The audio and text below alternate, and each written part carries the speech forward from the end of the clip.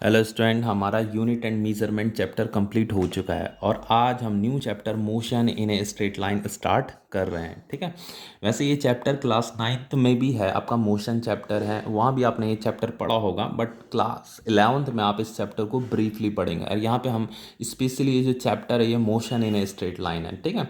तो कोई भी स्ट्रेट लाइन में कोई मोशन हो रहा होगा, इस चैप्टर में हम उस मोशन की स्टडी करेंगे। क्या करेंगे? स्टडी करेंगे। देखो, किसी भी मोशन की स्टडी करने के लिए कुछ बेसिक पैरामीटर होते हैं। किसी भी मोशन की स्टडी करने के लिए कुछ बेसिक पैरामीटर्स होते हैं। वो पैरामीटर्स क्या होते हैं? अगर आपको उनकी स्टडी करनी है तो स्टडी करने के लिए आपको डिस्टेंस, कितना उसने डिस्टेंस कवर किया ये पता होना चाहिए, है ना। स्पीड का पता होना चाहिए, वेलोसिटी का पता होना चाहिए, या टाइम का पता होना चाहिए, एक्सेलरेशन का पता होना चाहिए। ये कुछ बेसिक पैरामीटर हैं। ठीक है। आपका ये आपके बेसिक पैरामीटर है। इनकी हेल्प से मान लीजिए आपको डिस्टेंस पता है और टाइम पता है, तो आप वेलोसिटी निकाल सकते हैं या स्पीड निकाल सकते हैं, एक्सेलरेशन निकाल सकते हैं।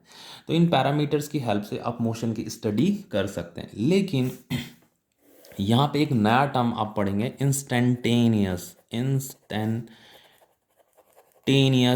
स्पीड या इंस्टेंटेनियस वेलोसिटी भी बोल सकते हैं, इंस्टेंटेनियस एक्सेलरेशन। ये टॉपिक जब आप पढ़ेंगे तो इस चैप्टर में आपका इंटरेस्ट बढ़ेगा। ये टॉपिक एक ऐसा टॉपिक है कि अगर आपको ये समझ में आ गया तो मान लीजिए कि आधा फिजिक्स आपको समझ में आ गया। कहने का मतलब ये है कि अगर मैं ऐसा कह रहा हूँ कि आधा फिजिक्स समझ में आ गया, कहने का मतलब ये है कि ये टॉपिक कितना इम्पोर्टेंट होगा। ठीक है। इंटरेस्टिंग भी है, अब बहुत इंपॉर्टेंट भी है, और इसका कंप्लीटली आना बहुत ज़्यादा ज़रूरी है, तभी आप आगे फिजिक्स में कुछ कर सकते हैं। ठीक है। अगर आपको इंस्टेंटेनियस ही नहीं पता कि इंस्टेंटेनियस क्या है तो बेकार है फिर तो। खैर, ये टॉपिक तो आएगा अभी अभी तो हम ये बेसिक चीज़ें पढ़ेंगे। ठीक है। ये जो यहाँ पे लिखी हैं, देखिए हम इस चैप्टर में मोशन की स्टडी करेंगे कि मोशन की स्टडी क्या चीज़ होती है। देखो, जो स्टडी ऑफ मोशन जो होता है ना, उसे फिजिक्स की लैंग्वेज में मैकेनिक्स बोला गया। क्या बोला गया? मैकेनिक्स। देखिए, मैकेनिक्स की यहाँ पे डेफिनेशन क्या है? Mechanics is the branch of physics which deals with the study of motion. अगर आप कोई भी मोशन हो रहा है, उस मोशन की अगर आप स्टडी कर रहे हो तो उसी स्टडी ऑफ मोशन को फिजिक्स की लैंग्वेज में मैकेनिक्स बोला गया है। ठीक है। अब देखिए, मैकेनिक्स भी आपके 3 टाइप्स के होते हैं, एक स्टैटिक्स, एक काइनेमैटिक्स, एक डायनामिक्स। हमें यहाँ पे इस चैप्टर में सिर्फ काइनेमैटिक्स पढ़ना है, डायनामिक्स बाद में आएगा आपका। स्टैटिक्स का मतलब भी समझाता हूँ क्या होता है। देखो, स्टैटिक्स क्या होता है? Statics is the branch of mechanics. ये ब्रांच ऑफ मैकेनिक्स ही है, मतलब ये भी आपको स्टडी ऑफ मोशन की स्टडी ही कराता है। ये स्टैटिक्स भी क्या, is the branch of mechanics है, which deals with the study of motion. यहाँ पे भी हम मोशन की ही स्टडी करते हैं, of object under the effect of forces in equilibrium. इसका मतलब क्या है? इस लाइन का मतलब क्या है? Under the effect of forces in equilibrium. देखिए, इसका मतलब समझते हैं। जैसे यहाँ पे एक बॉडी है और उस डेफिनेशन में लिखा है under the effect of forces, फिर इन इक्विलिब्रियम भी लिखा है। कहने का मतलब यह है कि इसमें कुछ नंबर ऑफ फोर्सेस लग रही हैं, इसमें कुछ नंबर ऑफ फोर्सेस लग रही हैं। एक इस डायरेक्शन में, एक इस डायरेक्शन में, एक इस डायरेक्शन में, एक इस डायरेक्शन में, एक इस डायरेक्शन में, एक इस डायरेक्शन में। और बॉडी पे इतनी सारी फोर्सेस लगने के बाद हम क्या इमेजिन करेंगे? हम मोशन इमेजिन करेंगे। क्या इमेजिन करेंगे? कि इस बॉडी का मोशन होगा। लेकिन अगर बॉडी का नो मोशन, अगर कोई बॉडी का मोशन ही नहीं हुआ, यानी कि बॉडी रेस्ट पे ही रहा, तो हम इस सिचुएशन को स्टैटिक्स बोलते हैं। इस सिचुएशन को क्या बोलते हैं? हम स्टैटिक्स बोलते हैं कि नंबर ऑफ फोर्सेस भी लग रही हैं लेकिन बॉडी मोशन ही नहीं कर रही है, नो मोशन कर रही है, बॉडी रेस्ट पे है, रेस्ट पे है। तो इसी को बोल दिया जाता है कि under the effect of forces in equilibrium. Equilibrium ही बोलते हैं इसे। इक्विलिब्रियम का मतलब यह है कि नंबर ऑफ फोर्सेस लगी इस पे, नंबर ऑफ फोर्सेस लगने के बावजूद भी कोई नो मोशन हुआ, यानी कि इस पे जो नेट फोर्स लग रही थी वो कितनी लग रही थी? 0 लग रही थी। यानी कि टोटल फोर्सेस कितनी लग रही थी? 0 लग रही थी। इसी को इक्विलिब्रियम बोला जाता है। ठीक है। कहने का मतलब है, क्या पता इस फोर्स को इस वाली फोर्स ने कैंसिल कर दिया होगा, इस वाली फोर्स को इस फोर्स ने कैंसिल कर दिया होगा, ये सारी फोर्सेस एक दूसरे को कैंसिल करती चली गई या नेट फोर्सेस पे 0 हुआ, इसकी वजह से नो मोशन हो रहा है। क्योंकि नंबर ऑफ फोर्सेस हैं, हम तो मोशन मोशन इमेजिन करेंगे कि मोशन हो रहा है, होगा, लेकिन भले नहीं हुआ, वो रेस्ट पे था, तो इसी को स्टैटिक्स बोला जाता है। ठीक है। तो स्टैटिक्स क्या है आपका? Branch of mechanics which deals with the study of motion of object under the effect of forces in equilibrium. यानी कि उसमें बहुत सारी कुछ फोर्सेस लग रही हैं, नंबर ऑफ फोर्सेस लग रही हैं under the effect of force का मतलब ये हो गया। इन इक्विलिब्रियम का मतलब ये है कि वो नेट फोर्स जीरो हो गई और बॉडी जो है रेस्ट पे रह गई, उसी को स्टैटिक्स बोलते हैं। ठीक है, अब देखो काइनेमैटिक्स किसे कहते हैं? काइनेमैटिक्स ही हम इस चैप्टर में पढ़ेंगे। Kinematics is the branch of mechanics, ये भी मैकेनिक्स की ब्रांच है, यानी कि हम स्टडी ऑफ मोशन करेंगे इसमें भी, which deals with the study of motion of object without considering the factor which cause motion. इसका मतलब क्या है? देखिए, कोई भी बॉडी है अगर ये मोशन कर रही है तो मोशन किसकी वजह से कर रही होगी? एक्सटर्नल फोर्स की वजह से कर रही होगी। तो इस बॉडी पे जो मोशन आ रहा है किसकी वजह से आ रहा है? एक्सटर्नल फोर्स की वजह से आ रहा है।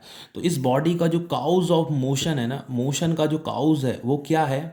काउज ऑफ मोशन क्या है? यहाँ पे फोर्स है। Cause of motion is force. Cause of motion is force. तो देखो डेफिनेशन क्या कह रहा है कि kinematics is the branch of mechanics which deals with the study of motion of object, जहाँ पे हम ऑब्जेक्ट के मोशन की स्टडी करते हैं without considering the factor which cause motion. हम उस फैक्टर को कंसीडर नहीं करते हैं जिस फैक्टर की वजह से मोशन हो रहा होता है। तो मोशन किस फैक्टर की वजह से होता है? फोर्स की वजह से होता है। फोर्स की वजह से होता है ना। देखो काउज ऑफ मोशन क्या है? Is force. लेकिन हम काउज ऑफ मोशन को कंसीडर नहीं करते हैं without considering the factor which cause motion. कहने का मतलब यह है कि काइनेमैटिक्स में हम जो है, काइनेमैटिक्स में हम जो है velocity, speed, velocity, distance, displacement, speed, acceleration, time, इन पैरामीटर्स का यूज करेंगे, लेकिन फोर्स का यूज नहीं करेंगे। इक्वेशन में फोर्स नहीं होगा आपका। ठीक है, जैसे आपका डिस्टेंस का फॉर्मूला क्या हो जाता है आपका? डिस्टेंस इज इक्वल टू क्या होता है आपका? Speed into time. तो देखिए, आप इस इक्वेशन की हेल्प से भी आप क्या कर सकते हो? किसी भी मोशन की स्टडी कर सकते हो। लेकिन इस इक्वेशन में, इस फॉर्मूले में फोर्स नहीं आया, बल्कि बिना फोर्स के बॉडी पे मोशन नहीं हो सकता है। तो ये काइनेमैटिक्स की इक्वेशन है ये। ठीक है, तो यही यही यहाँ पे इस डेफिनेशन में यही लिखा है कि without considering the factor which cause motion. भाई मोशन तो फोर्स की ही वजह से आता है, लेकिन यहाँ पे हम फोर्स नहीं पढ़ेंगे। तो फोर्स कहाँ पढ़ेंगे? फोर्स इंक्लूड हो जाता है आपका डायनामिक्स में। जब आपका डायनामिक्स आएगा ना, तब आप फोर्स भी पढ़ेंगे। काउज ऑफ मोशन के लिए जो चीज़ जिम्मेदार होती है ना, फोर्स की वजह से काउज ऑफ मोशन होता है, मोशन होता है। तो हम यहाँ पे डायनामिक्स जब हम पढ़ेंगे तो डायनामिक्स में हम फोर्स को भी इंक्लूड कर देते हैं। तो dynamics is the branch of mechanics which deals with the study of motion of object considering the cause of motion.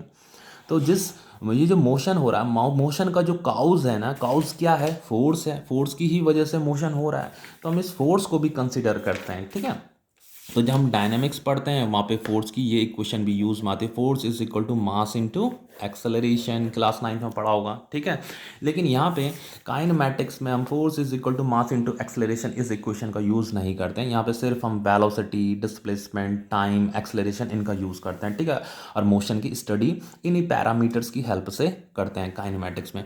तो हमें इस चैप्टर में मोशन इन ए, ये जो आपका motion in a straight line है, motion in a straight line में हम काइनेमैटिक्स ही पढ़ रहे हैं इस चैप्टर में। ओके, इतना समझ में आया? अब देखिए ना, अब बात आती है आपकी मोशन की। ये मोशन क्या चीज़ होता है? ये आता है आपका मोशन। ये मोशन क्या चीज़ होता है? देखो मोशन के लिए क्या लिखा है?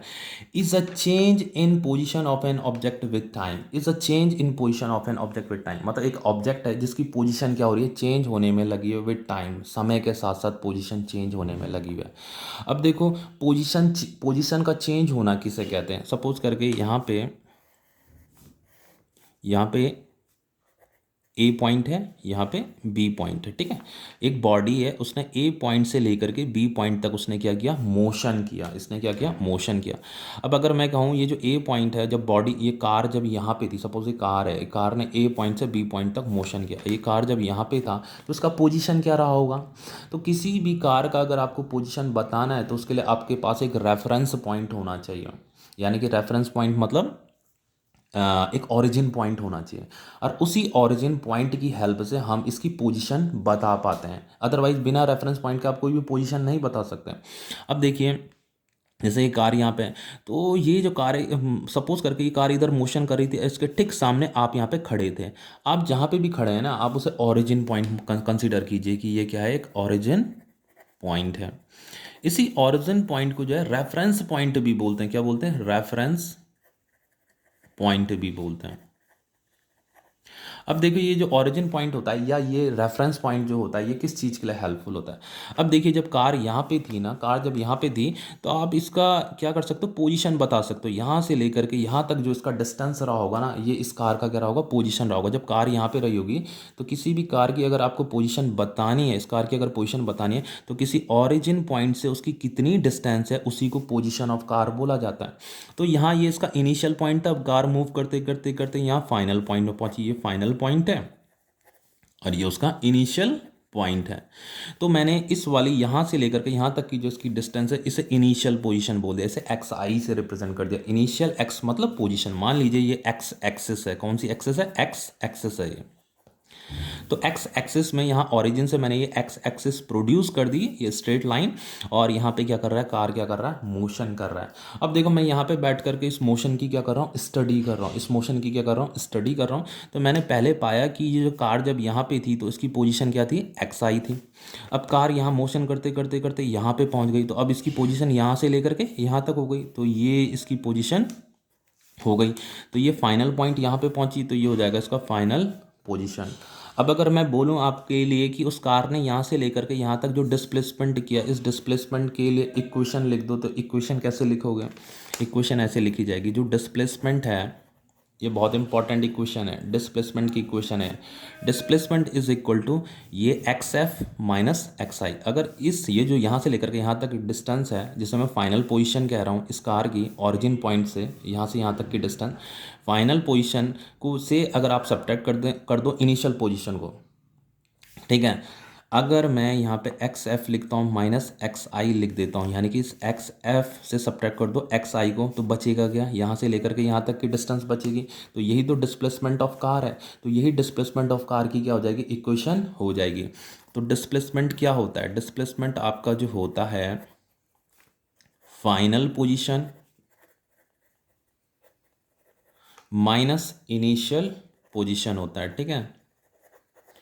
फाइनल पोजीशन और इनिशियल पोजीशन, चाहे इस वाली इक्वेशन को लर्न कीजिए, चाहे इस वाली इक्वेशन को लर्न कीजिए। फिर ये जो डिस्प्लेसमेंट होता है ना, डिस्प्लेसमेंट को डेल्टा एक्स से रिप्रेजेंट किया होता है कई बुकों में, ठीक है। आपके एनसीईआरटी में भी डेल्टा एक्स ही दिया होगा। डेल्टा एक्स का मतलब होता है डिस्प्लेसमेंट। और ये फाइनल पोजीशन को, ये देखो कार यहाँ फाइनल पॉइंट उसका यहाँ था, तो इसकी पोजीशन कैसे चेक करेंगे आप, यहाँ ऑरिजिन से यहाँ तक का डिस्टेंस, तो इसे मैंने एक्स एफ बोला, final position minus initial position. तो फाइनल पोजीशन से इनिशियल पोजीशन को सब्ट्रैक्ट कर दीजिए, आपको क्या मिल जाता है, डिस्प्लेसमेंट मिल जाता है। ये इक्वेशन आपको याद होनी चाहिए, बहुत इंपॉर्टेंट इक्वेशन है, ठीक है। नहीं तो आप बाद में परेशान होते रहेंगे। यहाँ पे मैं कह रहा हूँ ये बहुत इंपॉर्टेंट इक्वेशन है, ठीक है। तो ये इक्वेशन अभी आगे बहुत जगह आएंगी जहाँ पे हम इस इक्वेशन का यूज़ करेंगे। अब देखिए ये तो आपका मोशन था। अब देखो टाइप्स ऑफ मोशन पढ़ लेते हैं। टाइप्स ऑफ मोशन में आपका एक रेक्टिलाइनियर मोशन होता है और एक ट्रांसलेटरी मोशन होता है, ठीक है। तो ये दोनों के दोनों स्ट्रेट लाइन मोशन ही होते हैं और हमें सिर्फ और सिर्फ इस चैप्टर में रेक्टिलाइनियर मोशन पढ़ना है। ट्रांसलेटरी मोशन भी हम आगे पढ़ेंगे, लेकिन फिर भी ये एक स्ट्रेट लाइन मोशन होता है, क्योंकि हमारा चैप्टर भी motion in a straight line है। तो मैं इसका मतलब भी समझाऊंगा, इसका मतलब भी बता दूंगा। लेकिन जो सर्कुलर मोशन है, सर्कुलर मोशन का पूरा एक चैप्टर है, तो वहाँ पे सर्कुलर मोशन पढ़ेंगे। और ऑसिलेटरी मोशन का भी पूरा ऑसिलेटरी का एक चैप्टर है, वहाँ पे ये ऑसिलेटरी मोशन पढ़ेंगे। कहने का मतलब यह है कि जो आपके टाइप्स ऑफ मोशन होते हैं, एक रेक्टिलाइनियर मोशन, एक सर्कुलर मोशन, एक ऑसिलेटरी मोशन होता है, लेकिन हमें तो सिर्फ रेक्टिलाइनियर मोशन पढ़ना, ये एक स्ट्रेट लाइन मोशन होता है। और ट्रांसलेटरी मोशन भी आपका स्ट्रेट लाइन मोशन होता है। तो देखिए रेक्टिलाइनियर मोशन की डेफिनेशन किया है, ये आपके सिलेबस में इसी चैप्टर में है ये, ठीक है। ये term, the motion in which a particle और point mass body is moving in a straight line. देखो यहाँ पे क्या लिखा है, एक तो पार्टिकल लिखा है, एक पॉइंट मास बॉडी लिखा है। तो सबसे पहले ये जो पॉइंट मास बॉडी है ना, इस पॉइंट मास बॉडी को मैं आपको समझा देता हूँ कि पॉइंट मास बॉडी क्या होता है। यहाँ पे इसका डेफिनेशन लिखा है पॉइंट मास बॉडी का, ठीक है। फिर जब ये पॉइंट मास बॉडी समझ जाओगे तो फिर इस डेफिनेशन का मतलब बताता हूँ। देखो पॉइंट मास बॉडी क्या होता है। Point mass body. सपोज करके ये आपका कार है, ये आपका कार है, ठीक है।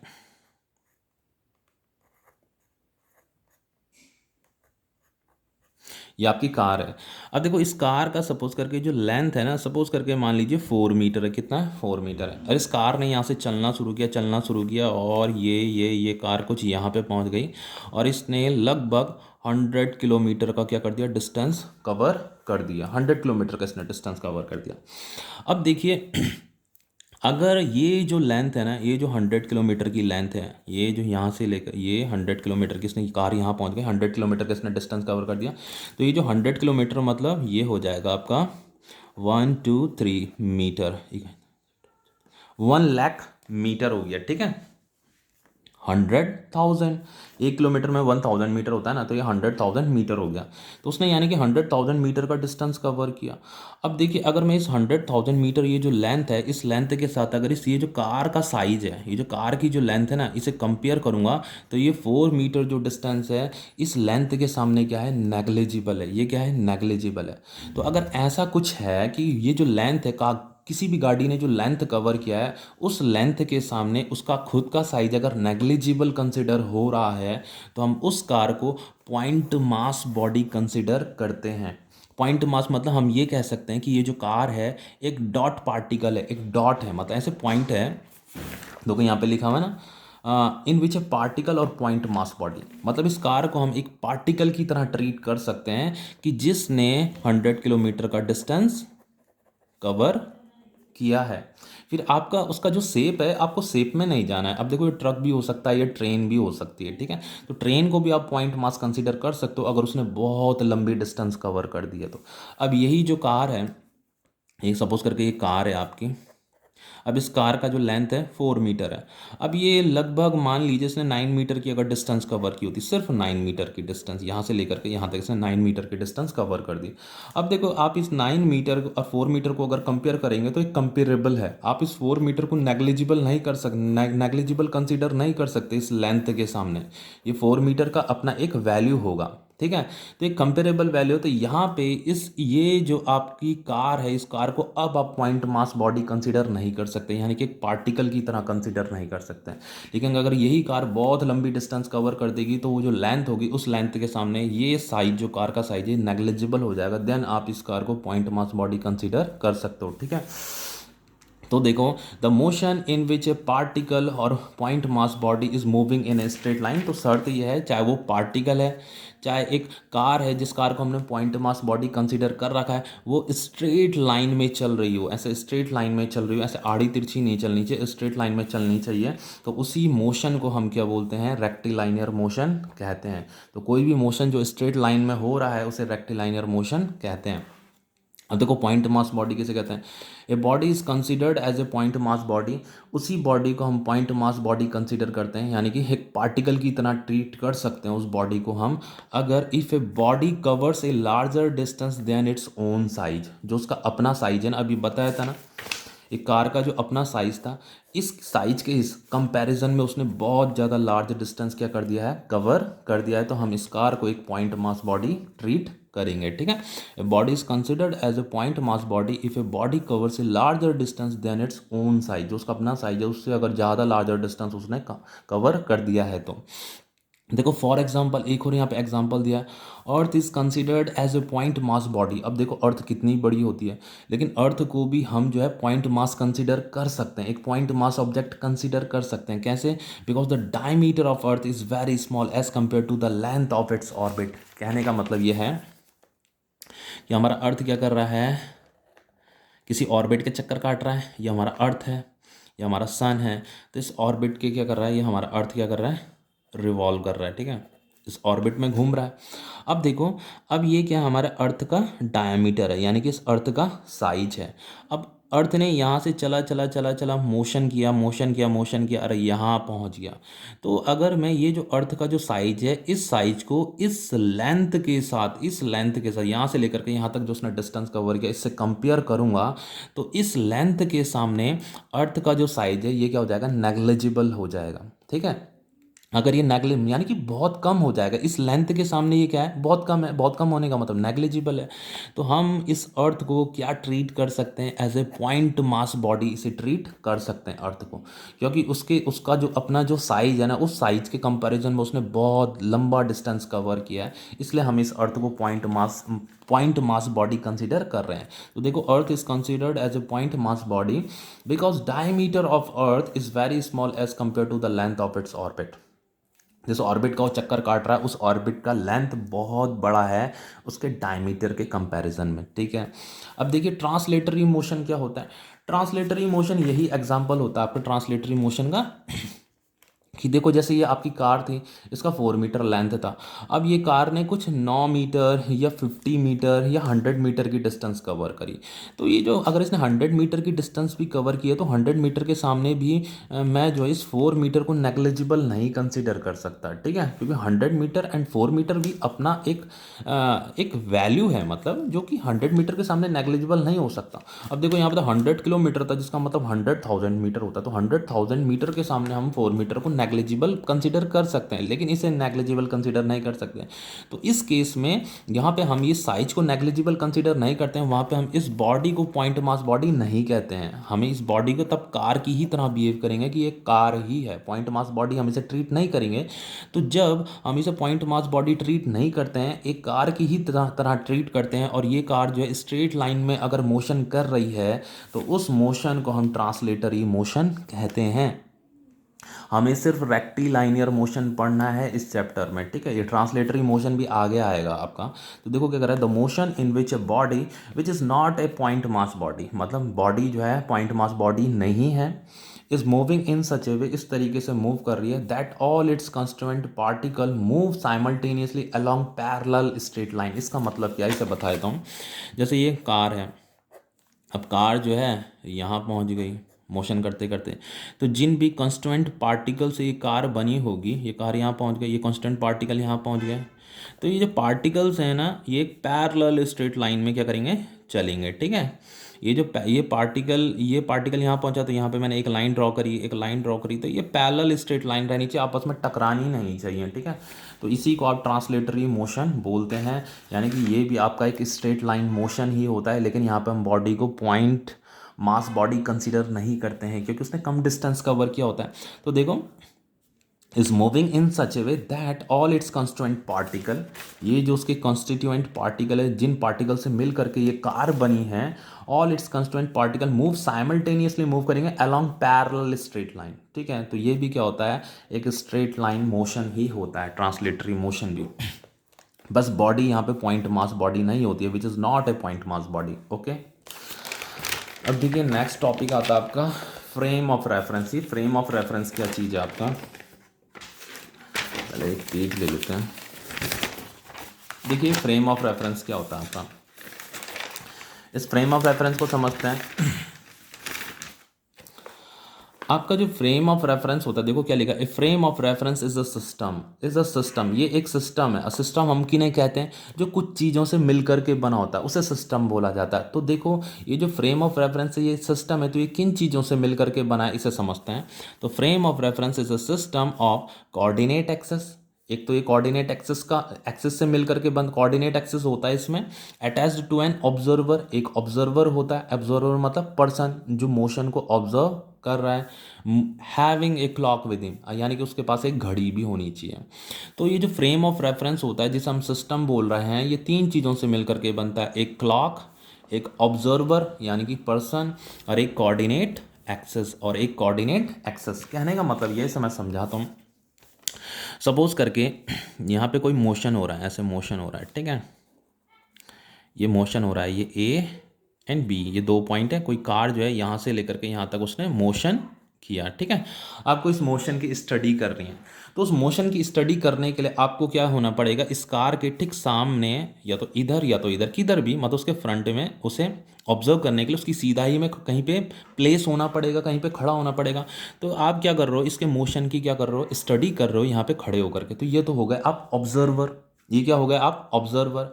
आपके पास एक घड़ी भी होनी चाहिए, तो घड़ी की हेल्प से आप इसका टाइम निकाल सकते हो। मान लीजिए जब वो यहाँ पे पहुँचा तो उस समय घड़ी में जो टाइम बज रहा था उस टाइम को आप नोट कर लेंगे। फिर जब वो यहाँ पे पहुँचा, इसकी सीधाई में पहुँचा, यहाँ पे पहुँचेगी जब बॉडी, तो उस समय घड़ी में जो टाइम हो रहा होगा उस टाइम को नोट कर लेंगे। फिर उन टाइम का जो भी डिफरेंस होगा उसे निकालेंगे, तो यहाँ से लेकर के यहाँ तक पहुँचने में उसने टोटल कितना टाइम लिया, उस टाइम का, उस ड्यूरेशन ऑफ टाइम का आपको पता चल जाएगा। तो टाइम का तो आप इस तरीके से पता कर सकते हैं। लेकिन देखो, एक ऑब्जर्वर की ज़रूरत होती है, एक वॉच की ज़रूरत होती है, घड़ी की ज़रूरत होती है, और एक एक्सेस की ज़रूरत होती है। जैसे ये मैंने यहाँ पे एक्सेस ड्रॉ कर दी, मैंने कह दिया एक्स एक्सेस। चाहो तो अगर 2 डायमेंशनल मोशन है तो वाई एक्सेस भी बना सकते हो आप, इस तरीके से वाई एक्सिस भी बना सकते हो अगर 2 डायमेंशनल मोशन है। लेकिन हम तो motion in a straight line पढ़ रहे हैं ना, तो हमें सिर्फ एक ही एक्सिस की जरूरत पड़ेगी, इस एक्स एक्सिस की जरूरत पड़ेगी। तो इस एक्स एक्सिस में कुछ रीडिंग लिखी होंगी, 1 metre, 2 metre, 3 metre, 4 metre, 5 metre, 6 metre, ऐसे करके 7 मीटर। ठीक है। तो देखो, जो ऑब्जर्वर है उसने क्या किया, ये जो एक्स एक्सिस है, एक्स एक्सिस का मतलब क्या है कि आप किसी इंच टेप का यूज़ कर रहे हो। आपने यहाँ से इंच टेप से ये इस इंच टेप को यहाँ से खींचा और यहाँ से लेकर के यहाँ तक प्लेस कर दिया, और वो जो बॉडी यहाँ पे थी, यहाँ पे थी, यहाँ से लेकर के यहाँ तक की डिस्टेंस मेजर कर ली, उस कार की पोजीशन का पता कर लिया। फिर वो यहाँ पे पहुँची तो फिर यहाँ से लेकर के यहाँ तक उसकी लेंथ मेजर कर दी, यानी कि उसकी पोजीशन का, फाइनल पोजीशन का भी पता कर दिया। तो यही तो लिखा है, फ्रेम ऑफ रेफरेंस क्या है, is a system of coordinate axis. ये जो एक्स एक्सिस है इसे मैं कोऑर्डिनेट एक्सिस बोल रहा हूँ। क्या बोल रहा हूँ? Coordinate axis. आपकी एक्स एक्सिस, वाई एक्सिस और जेड एक्सिस भी होती है। जेड एक्सिस आपकी यहाँ से ऊपर की तरफ होती है, लेकिन अभी हम motion in a straight line पढ़ रहे हैं, यहाँ पे हमें सिर्फ एक ही एक्सिस की जरूरत पड़ेगी। ठीक है, एक्स एक्सिस की जरूरत पड़ेगी। तो ये जो सिस्टम होता है कोऑर्डिनेट एक्सिस का बना होता है, जो कि ऑब्जर्वर के साथ क्या होता है, अटैच्ड होता है। तो इस एक्स एक्सिस को मैंने यहाँ पे ऑब्जर्वर, ये जो पर्सन है जो यहाँ पे खड़ा हो रखा है, जो इस मोशन की स्टडी कर रहा है, उसके साथ हमने इस एक्स एक्सिस को क्या कर दिया, अटैच कर दिया। यानी कि यहाँ से हमने इंच टेप से लेंथ को मीज़र कर दिया है। कहने का मतलब ये है, and having a clock with him, और उसके पास एक घड़ी भी होनी चाहिए। इसी सिस्टम को क्या बोला जाता है, फ्रेम ऑफ रेफरेंस बोला जाता है। यानी कि एक पर्सन है, एक ऑब्जर्वर होना चाहिए, उसके पास घड़ी होनी चाहिए और एक कोऑर्डिनेट एक्सेस होना चाहिए।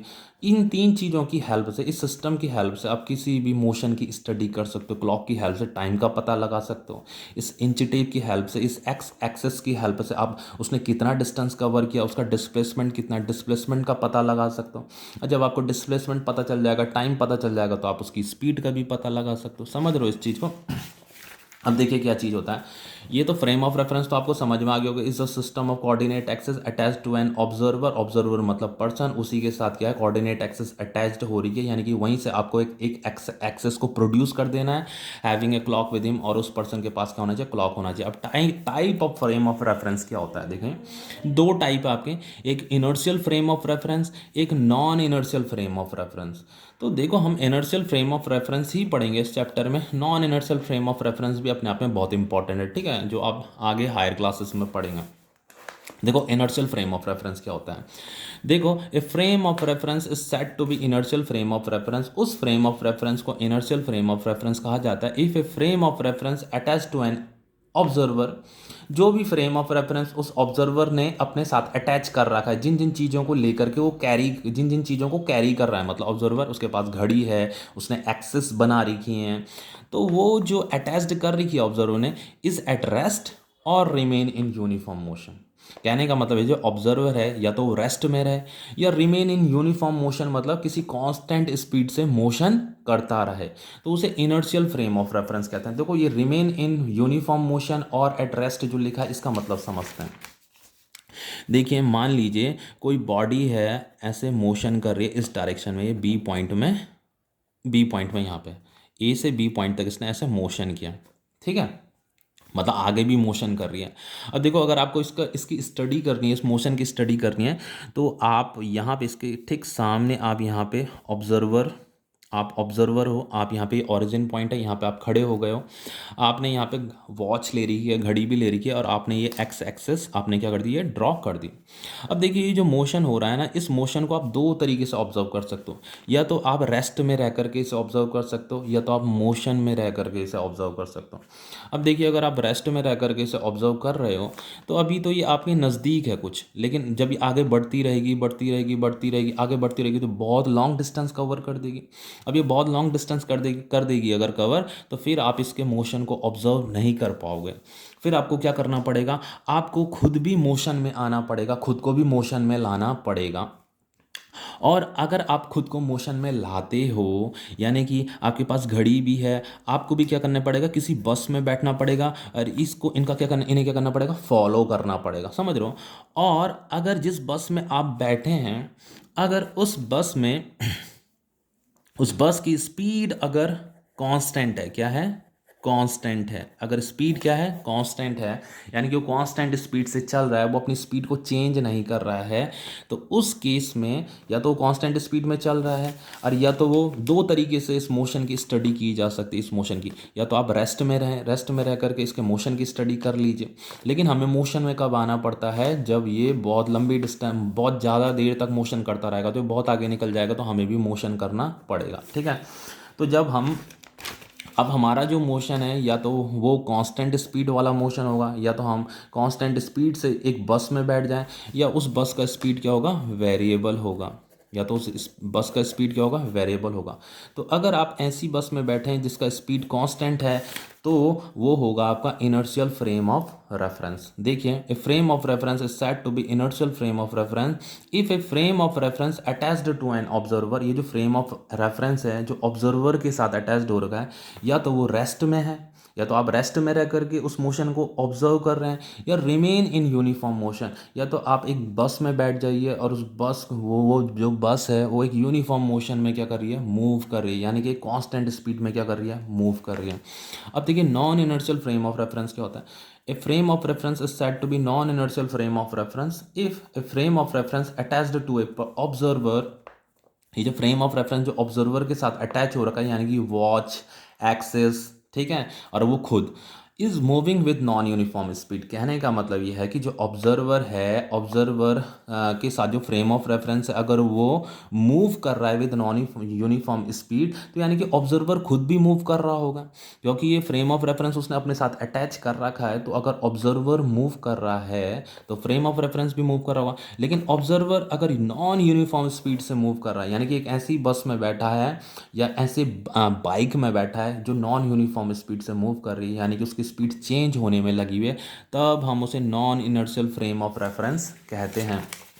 कहने का मतलब यह है कि आप एक बॉडी है, ए और बी पॉइंट में ये मोशन कर रही है और ये आगे भी बढ़ने में लगी हुई है, और आपको इसके मोशन की स्टडी करनी है। इस सी पॉइंट में पहुंच गए, डी पॉइंट में पहुंच गए, तो आपने क्या डिसाइड किया, आपने कहा अब मैं रेस्ट में रह करके तो इसके मोशन की स्टडी नहीं कर पाऊंगा, तो आपने कहा मैं भी मोशन स्टार्ट करता हूँ। तो आपने भी एक बस में बैठ गए। अब अगर इसका मोशन अगर वेरिएबल है, मतलब उसकी वेलोसिटी, जिस वेलोसिटी से वो बस चल रही है या स्पीड से चल रही है, वो अगर वेरिएबल है, तो आप जिस फ्रेम ऑफ रेफरेंस में, उस फ्रेम ऑफ रेफरेंस को non inertial frame of reference कहेंगे।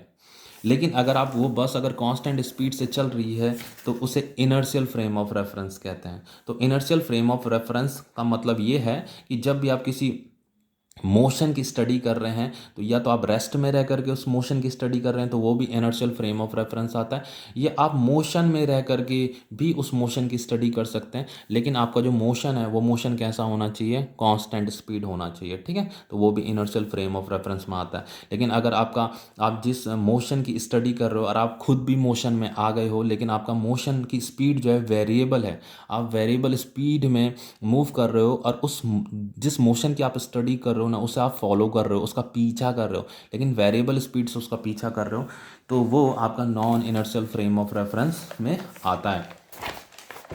अब देखिए, ये आपकी टर्म है one dimensional motion, two dimensional motion, three dimensional motion. देखो, इस चैप्टर में हम मोशन इन स्ट्रेट लाइन पढ़ रहे हैं, तो मोशन इन स्ट्रेट लाइन में हम वन डायमेंशनल मोशन ही पढ़ेंगे। लेकिन टू डायमेंशनल मोशन क्या होता है, थ्री डायमेंशनल मोशन क्या होता है, ये हम ब्रीफली जो नेक्स्ट चैप्टर आएगा आपका मोशन इन ए प्लेन, जहाँ पे हम वेक्टर के बारे में बहुत कुछ ब्रीफली पढ़ेंगे, वहाँ पे ये two dimensional motion, three dimensional motion से रिलेटेड कॉन्सेप्ट आएंगे, ठीक है। लेकिन मैं यहाँ पे भी टू डायमेंशनल, थ्री डायमेंशनल बहुत इजी चीज़ है यहाँ पे बता देता हूँ, तो आपको वन डायमेंशनल मोशन और अच्छे से समझ में आएगा, ठीक है। तो देखो, one dimensional motion, two dimensional motion और ये थ्री डायमेंशनल मोशन क्या चीज़ होती है, इन्हें समझते हैं। देखिए, सपोज करके जैसे आपके स्कूल में ब्लैक बोर्ड होगा, इस तरीके से ब्लैक बोर्ड मैंने बना दिया, ये ब्लैक बोर्ड, ठीक है, ये मैंने ब्लैक बोर्ड बना दिया। तो यहाँ पे मैंने ये एक एक्स एक्सिस बना दी, इसे मैंने बोल दिया एक्स एक्सिस, और इसे मैंने बोल दिया ये वाई एक्सिस। ठीक है, ये वाई एक्सिस है आपकी, एक एक्स एक्सिस है, एक वाई एक्सिस है आपकी। अब देखिए ये जो एक्स है, अगर यहाँ पे इस ब्लैक बोर्ड में हम कैसे पता करें इस ब्लैक बोर्ड से कि मोशन जो है 1 डायमेंशनल है, 2 डायमेंशनल है या 3 डायमेंशनल है। उससे पहले यहाँ पे मैं कुछ वैल्यूज़ लिख रहा हूँ, 1 2 3 4 5, ये सेंटीमीटर है, 1 2 3 एंड 4। ठीक है, अब देखिए कोई इंसेक्ट है, मान लीजिए इस ब्लैक बोर्ड में कोई इंसेक्ट है, और वो इंसेक्ट कुछ इस तरीके से मोशन कर रहा है, किस तरीके से, इस तरीके से मोशन कर रहा है, इस तरीके से मोशन कर रहा है कोई इंसेक्ट, इंसेक्ट मतलब कीड़ा। अब देखो अगर मैं यहाँ पे यहाँ पे यहाँ पे और यहाँ पे इसके एक्स और वाई कोऑर्डिनेट बनाऊँ, आपको एक्स और वाई कोऑर्डिनेट बनाने तो आते होंगे ना, क्लास 10th में पढ़ा है। तो अगर मैं इस पॉइंट का एक्स और वाई कोऑर्डिनेट बनाऊँ, तो इसका जो एक्स कोऑर्डिनेट होगा, यहाँ पे एक एक्स कोऑर्डिनेट होगा और एक वाई कोऑर्डिनेट होगा। तो एक्स कोऑर्डिनेट मतलब ये जो ऑरिजिन है इसे ज़ीरो बोलते हैं, ऑरिजिन से इसने देखिए एक्स एक्स एक्सिस के अलोंग मूव कर रहा है, मतलब इस डायरेक्शन में क्या कर रहा है, मूव कर रहा है। तो एक्स कोऑर्डिनेट क्या होगा, यहाँ से लेकर के यहाँ तक, ये 1 सेंटीमीटर, तो एक्स कोऑर्डिनेट क्या हो गया 1। वाई कोऑर्डिनेट मतलब वाई कोऑर्डिनेट ये हो गया 0 से लेकर के 1, तो ये हो गया 1। ठीक है, फिर अगर मुझे इसके कोऑर्डिनेट निकालने हैं इस वाले पॉइंट के, तो कैसे निकालेंगे, एक्स कोऑर्डिनेट हो जाएगा आपका यहाँ से लेकर के यहाँ तक 2, अब वाई कोऑर्डिनेट हो जाएगा आपका यहाँ से लेकर के यहाँ तक 1। फिर अगर इसके कोऑर्डिनेट निकालने हैं तो इसके यहाँ से लेकर के यहाँ तक की लेंथ ये 3, ये लेंथ है ना, ये 3। अब वाई कोऑर्डिनेट क्या हो जाएगा, यहाँ से लेकर के यहाँ तक की लेंथ यानी कि 1। अब एक चीज़ देखिए, जो एक्स कोऑर्डिनेट है ये 1 है, एक्स कोऑर्डिनेट यहाँ पे 2 हो गया, एक्स कोऑर्डिनेट यहाँ पे 3 हो गया, लेकिन वाई कोऑर्डिनेट क्या था 1 1 1। वाई कोऑर्डिनेट चेंज नहीं हुआ है, सिर्फ एक्स कोऑर्डिनेट चेंज हो रहा है, वाई कोऑर्डिनेट चेंज नहीं हो रहा है। तो वाई कोऑर्डिनेट अगर चेंज नहीं हो रहा है, इसका मतलब ये वाई एक्सिस के अलोंग मूव नहीं कर रहा है, ये एक्स एक्सिस के अलोंग मूव कर रहा है। तो जब भी कोई बॉडी सिर्फ एक ही एक्सिस के अलोंग मूव करती है तो हम उसे 1 डायमेंशनल मोशन बोलते हैं। और या ऐसे भी बोल सकते हो कि उसका सिर्फ एक ही कोऑर्डिनेट चेंज हो रहा है, दूसरा कोऑर्डिनेट चेंज नहीं हो रहा है, तो उसे भी हम 1 डायमेंशनल मोशन कहते हैं। ठीक है, तो देखो यहाँ पे बॉडी इस एक्स एक्सिस के अलोंग, इसके अलोंग मूव कर रही है। ये जो इंसेक्ट है, ये जो कीड़ा है, ये इधर मूव कर रहा है, तो इसीलिए यहाँ पे 1 2 ये एक्स कोऑर्डिनेट क्या हो रहे थे, वैरी कर रहे थे, बट वाई कोऑर्डिनेट वैरी नहीं कर रहे थे। तो पहले यहाँ पे एक्स कोऑर्डिनेट आता है, फिर आपका वाई कोऑर्डिनेट आता है। ठीक है, अब देखिए ये तो हो गया आपका 1 डायमेंशनल मोशन। अब ये आपकी एक्स एक्सिस है, ये आपकी वाई एक्सिस है।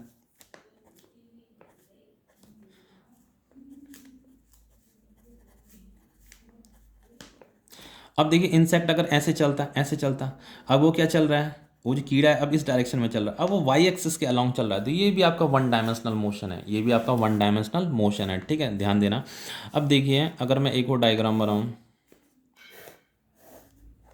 ये आपका ब्लैक बोर्ड है, ये आपकी एक्स एक्सिस है, और ये आपकी वाई एक्सिस है, ये वाली। यहाँ पे ये ऑरिजिन है, यहाँ लिख दिया मैंने 1 2 3 4, 1 2 3 4, यहाँ पे लिख दिया 1 2 एंड 3, 1 2 एंड 3।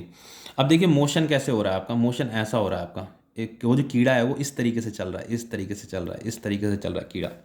अब देखिए अगर आप ये जो इंसेक्ट है इसकी अगर आप मोशन को ऑब्जर्व करें तो आप ये पाएंगे, ये जो इंसेक्ट है, ये जो आपका इंसेक्ट है, ये इंसेक्ट जो है इधर भी बढ़ रहा है, ये इधर भी बढ़ रहा है और इधर भी बढ़ रहा है, दोनों साइड ये मोशन कर रहा है। कहने का मतलब ये एक्स एक्सिस में भी आगे बढ़ रहा है, देखो एक्स एक्सिस में ये आगे बढ़ रहा है, आगे बढ़ रहा है, एक्स एक्सिस में आगे बढ़ रहा है। ठीक है, और वाई एक्सिस में भी ये क्या कर रहा है, आगे बढ़ रहा है, यानी कि इसका एक्स कोऑर्डिनेट भी चेंज हो रहा है, वाई कोऑर्डिनेट भी चेंज हो रहा है। तो इसका अगर मैं एक्स कोऑर्डिनेट और वाई कोऑर्डिनेट लिखूँ तो एक्स कोऑर्डिनेट यहाँ से लेकर के यहाँ तक हो जाएगा यानी कि 1, वाई कोऑर्डिनेट यहाँ से लेकर के यहाँ तक हो जाएगा ये यानी कि 1। अब अगर मैं यहाँ पे इसका एक्स कोऑर्डिनेट और वाई कोऑर्डिनेट लिखूँ तो एक्स कोऑर्डिनेट ये हो जाएगा आपका 2, तो ये हो जाएगा 2, और वाई कोऑर्डिनेट ये हो जाएगा आपका ये अगेन 2। तो इसका लिखूँ अगर तो ये कितना हो जाएगा 3, और वाई कोऑर्डिनेट क्या हो जाएगा 3। तो ये 3 है 3। तो देखो एक्स कोऑर्डिनेट क्या कर रहा था, 1 था, फिर 2 था, फिर 3 था। वाई कोऑर्डिनेट 1 था, 2 था, 3 था। तो यहाँ पे एक्स कोऑर्डिनेट भी चेंज हो रहा है, वाई कोऑर्डिनेट भी चेंज हो रहा है। तो हमें दो एक्सेस की यहाँ पे ज़रूरत पड़ी। इस मोशन की स्टडी करने के लिए हमें दो एक्सेस की ज़रूरत पड़ेगी, तो इसे 2 डायमेंशनल मोशन बोलेंगे। यहाँ पे हमें सिर्फ एक ही एक्सेस की ज़रूरत पड़ रही थी। ये हमने वाई एक्सेस भले मैंने यहाँ पे बना दी थी, लेकिन अगर ये वाई एक्सेस ना भी होती तब भी हम इस मोशन की स्टडी जो है एक्स एक्सेस की हेल्प से कर सकते थे। तो इसे 1 डायमेंशनल बोला गया, जहाँ पे एक ही एक्सेस की हेल्प से आप जो है मोशन की स्टडी कर सकते हो। लेकिन यहाँ पे आपको दो एक्सेस की ज़रूरत पड़ेगी, तो इसलिए इसे 2 डायमेंशनल मोशन बोला जाता है। ऐसी 3 डायमेंशनल मोशन क्या होता है, ये आपकी एक्स एक्सिस है, ये आपकी वाई एक्सिस है। अब जेड एक्सिस देखो, ये एक्स एक्सिस और वाई एक्सिस आपस में परपेंडिकुलर होती है। जेड एक्सिस कैसे होती है, जेड एक्सिस आपकी ऐसे होती है, ठीक है, ऐसे ऊपर की तरफ होती है जेड एक्सिस। तो जेड एक्सिस हम ऐसे ऊपर की तरफ तो ड्रॉ नहीं कर सकते, हम जेड एक्सिस को ऐसे ड्रॉ कर देते हैं। आपकी कॉपी में आपने देखा होगा ऐसे ड्रॉ होता है, पर एक्चुअल में वो ऐसा होता है, ठीक है, जेड एक्सिस ऐसा होता है आपका। अब देखिए कोई कीड़ा है, कोई कीड़ा अगर ऐसे चल रहा था, ऐसे चल रहा था और वो अचानक से उड़ने लग जाए, ऐसे उड़ने लग जाए, तो यानी कि ये उसे यो जो है इधर ऊपर की तरफ उड़ रहा है, ऐसे उड़ रहा है, यानी कि ब्लैक बोर्ड से वो ऐसे उड़ने लग गया, यानी कि वो 3 डायमेंशनल मोशन होगा। यानी कि तब हमें जेड एक्सिस को भी इंक्लूड करना पड़ेगा। तो यहाँ पे हम 3 एक्सिस की हेल्प से उसके मोशन को हम स्टडी करेंगे। तो यहाँ पे 3 एक्सिस की जरूरत पड़ जाएगी, तो उसे 3 डायमेंशनल मोशन कहते हैं। अब देखो यही तो यहाँ पे लिखा हुआ है, फॉर डिस्क्राइबिंग ए मोशन, अगर किसी मोशन को आपको डिस्क्राइब करना है या स्टडी करना है, if we need only 1 axes, अगर एक ही एक्सेस की हेल्प से उसके मोशन की स्टडी हो जा रही है, then motion is called 1 dimensional motion, simple. अब देखो 2 dimensional motion, for describing a motion, अगर किसी मोशन को डिस्क्राइब करने के लिए if we need a set of 2 axes, 2 axes की जरूरत पड़ रही है, X axes Y axes, then motion is called 2 dimensional motion, तो उसे 2 डायमेंशनल मोशन बोला जाता है। 3 डायमेंशनल मोशन क्या होता है, for describing a motion, motion को डिस्क्राइब करने के लिए if you need a set of 3 axes की जरूरत पड़ रही है। 3 एक्सेस, जैसे वो जो इंसेक्ट था, वो कीड़ा जो है बोर्ड से ऊपर ऐसे फ्लाई करने लग गया, तो हमें जेड एक्सेस की भी जरूरत पड़ जाएगी ना, 3 एक्सेस की जरूरत पड़ जाएगी उसके मोशन की स्टडी करने के लिए। तो अगर 3 एक्सेस की जरूरत है, if we need a set of 3 axes की जरूरत अगर पड़ रही है, then motion is called 3 dimensional motion, तो उसे 3 डायमेंशनल मोशन कहा जाता है। अब देखिए आपका आता है, अब ये स्केलर क्वांटिटी और वेक्टर क्वांटिटी। ये स्केलर क्वांटिटी क्या होता है, वेक्टर क्वांटिटी क्या होता है, ये सब आप क्लास 9th में पढ़ चुके हैं। खैर बता देता हूँ। देखो स्केलर क्वांटिटी किन्हें कहते हैं, the physical quantity which have only magnitude but no direction are called scalar. देखो आपके पास बहुत सारी फिजिकल क्वांटिटी है, लेकिन हम सिर्फ उन फिजिकल क्वांटिटी की बात कर रहे हैं जिनके पास सिर्फ मैग्नीट्यूड होता है, डायरेक्शन नहीं होता है। Which have only magnitude but no direction, वो कौन कौन सी होती हैं, देखिए जैसे आपका मास होता है, टाइम होता है, टाइम के पास सिर्फ मैग्नीट्यूड होता है ना, कि 8 बज गया, 9 बज गया, समझ रहे हो, कि वो जो कोई बॉडी है उसने 1 घंटे ट्रैवल किया, 2 घंटे ट्रैवल किया, तो उसके पास सिर्फ क्या है, मैग्नीट्यूड है वो। जैसे टाइम को हम कैसे मेज़र करते हैं, 2 सेकेंड, तो ये क्या है, जस्ट मैग्नीट्यूड है, इस टाइम के पास कोई डायरेक्शन थोड़ा ना है, समझ रहे हो। अब जैसे मास है, मास भी क्या है आपकी एक स्केलर क्वांटिटी है, 2 kg 3 kg। तो आप इस 2 kg 3 kg को ऐड कर सकते हो, तो ये कितना हो जाएगा, 5 kg। तो स्केलर क्वांटिटी को आप ऐड भी कर सकते हो, ठीक है। मास, टाइम, डिस्टेंस, डिस्टेंस को किस में मेजर करते हैं, मीटर में। स्पीड, टेम्परेचर, वर्क, ये सब क्या है आपकी स्केलर क्वांटिटी है। इनके पास कोई डायरेक्शन नहीं होती, वर्क के पास कोई डायरेक्शन नहीं होती, टेम्परेचर के पास कोई डायरेक्शन थोड़ा ना होती है। तो इनके पास क्या होता है, ओनली मैग्नीट्यूड होता है, आप इन्हें मीज़र कर सकते हैं, इनके पास मैग्नीट्यूड होता है, इनके पास कोई डायरेक्शन नहीं होता। और जो ये स्केलर क्वांटिटी होती हैं can be added, subtracted, multiplied and divided using simple law of algebra. आप इन जो ये जो आपकी फिजिकल क्वांटिटी है, इन्हें आप ऐड, सब्ट्रैक्ट, मल्टीप्लाई, एक सिंपल लॉ ऑफ अलजेब्रा की हेल्प से भी इन्हें ऐड सब्ट्रैक्ट कर सकते हैं, जो कि आप सिंपल लॉ ऑफ अलजेब्रा मतलब जैसे एडिशन किया जाता है वही मेथड, जैसे सब्ट्रैक्ट किया जाता है वही method, simple law of algebra की हेल्प से भी ऐड कर सकते हो। जैसे यहाँ पे मैंने 2 kg को 3 kg के साथ ऐड किया, तो कैसे ऐड किया, ऐड ऐसे ही तो करते हैं 5 kg, समझ रहे हो इस चीज़ को। अब देखिए आता है आपका वेक्टर क्वांटिटी। अभी वेक्टर क्वांटिटी क्या होता है, the physical quantity which have magnitude as well as direction. देखो स्केलर क्वांटिटी में जो अभी हमने पीछे पढ़ा उसमें सिर्फ मैग्नीट्यूड था एंड नो डायरेक्शन था, लेकिन यहाँ पे इन फिजिकल क्वांटिटी के पास क्या होती है, मैग्नीट्यूड भी होता है और डायरेक्शन भी होता है, आर कॉल्ड वेक्टर क्वांटिटी। तो देखो जैसे कोई बॉडी है, ये फोर्स है। अब देखो अगर मान लो मैं इस बॉडी पे इस डायरेक्शन में 3 न्यूटन का फोर्स लगाता हूँ, और मैं इस बॉडी पे इस डायरेक्शन में 3 न्यूटन का फोर्स लगाता हूँ, तो देखो दोनों के दोनों हैं 3 न्यूटन, लेकिन अगर मैं इस डायरेक्शन में लगाता हूँ तो इसका मोशन इधर होने लग जाएगा, इधर होने लग जाएगा, इस डायरेक्शन में होने लग जाएगा मोशन। और अगर मैं इसमें इधर लगाता हूँ 3 न्यूटन का फोर्स, तो इसका मोशन इस डायरेक्शन में होने लग जाएगा, इधर मोशन होने लग जाएगा। तो देख रहे हो 3 न्यूटन, इस फोर्स के पास डायरेक्शन है, अलग अलग डायरेक्शन में लगा रहा हूँ तो अलग अलग डायरेक्शन में मोशन हो रहा है, तो ये एक वेक्टर क्वांटिटी है। तो फोर्स क्या होती है आपकी, एक वेक्टर क्वांटिटी होती है जिसके पास डायरेक्शन भी होती है। मैग्नीट्यूड तो होता ही है, ये 3 न्यूटन क्या है, ये मैग्नीट्यूड है, पर देखो डायरेक्शन का भी यहाँ पे देखो, इधर फोर्स लगाई तो इधर मोशन होने लगा, इधर फोर्स लगाई तो इधर मोशन होने लग गया, ठीक है। तो the physical quantity which have magnitude as well as direction, इसका मैग्नीट्यूड भी होता है, डायरेक्शन भी होता है, उन्हें वेक्टर क्वांटिटी बोलते हैं।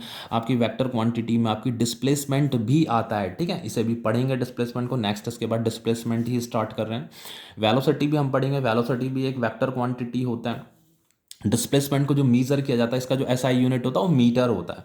वेलोसिटी का जो एसआई यूनिट होता है मीटर पर सेकंड होता है। जो आपका स्पीड का एसआई यूनिट होता है ना, वही वेलोसिटी का भी एसआई यूनिट होता है, मीटर पर सेकंड, बट इसे आपका वेक्टर क्वांटिटी बोला जाता है, इसे भी वेक्टर क्वांटिटी बोला जाता है। एक्सेलरेशन भी आपका एक वेक्टर क्वांटिटी है, फोर्स भी आपका एक वेक्टर क्वांटिटी है, और भी बहुत सारी आपकी वेक्टर क्वांटिटी है, मोमेंटम, टॉर्क, जो आप अभी क्लास 11th एंड 12th में जैसे जैसे आगे चैप्टर बढ़ते रहेंगे आप नई नई वेक्टर क्वांटिटी पढ़ते जाएंगे, ठीक है।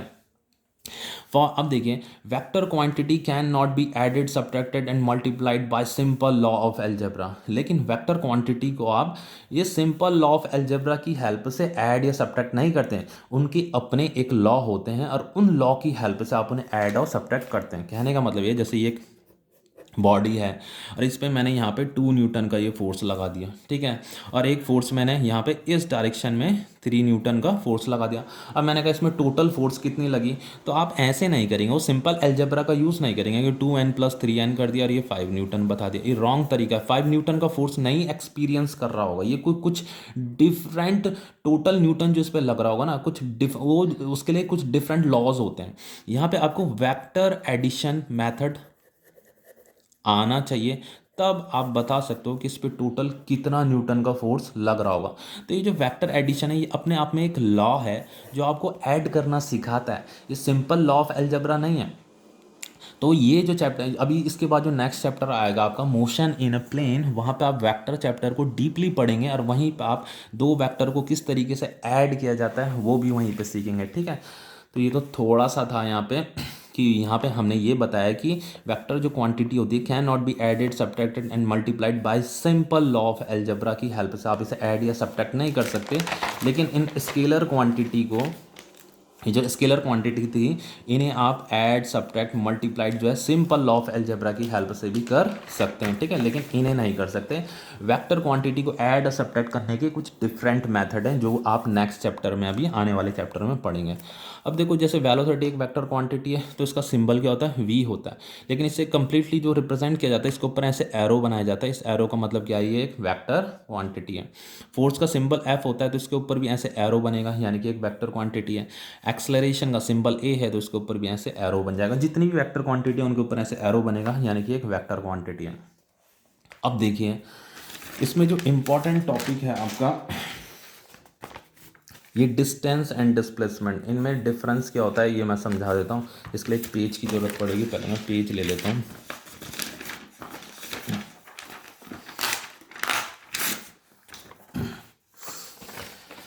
देखिए यहाँ पे डिस्टेंस लिखा है, डिस्प्लेसमेंट लिखा है। देखिए इन दोनों में हम यहाँ पे डिफरेंस पढ़ रहे हैं कि दोनों को दोनों क्या डिफरेंस है। देखिए जो डिस्टेंस होता है, डिस्टेंस का भी जो एसआई यूनिट होता है वो मीटर होता है, डिस्प्लेसमेंट का भी जो एसआई यूनिट होता है मीटर होता है।